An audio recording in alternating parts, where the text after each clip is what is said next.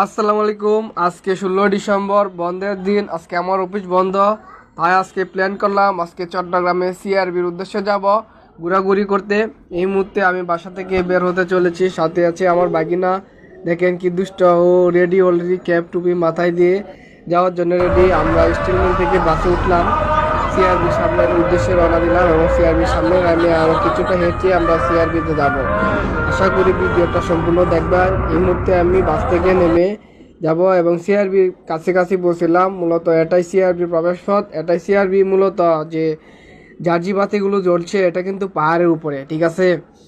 এটা পাহাড়ের উপরে, এই পাহাড়ের উপর দিয়ে গাড়ি উঠতে পারে বা নামতে পারে, এরকম সিস্টেমে করছে গাড়িগুলো। ওই যে দেখেন সাথে র্যাবের গাড়ি, এগুলো হলো টহলদার। আজকে তো 16 ডিসেম্বর, পর্যটক অনেক ভরপুর, সবাই ছুটি পাইছে, সবাই ফ্যামিলি নিয়ে ঘুরতে আসছে। আর ওই যে দেখেন একটা সিআরবি সব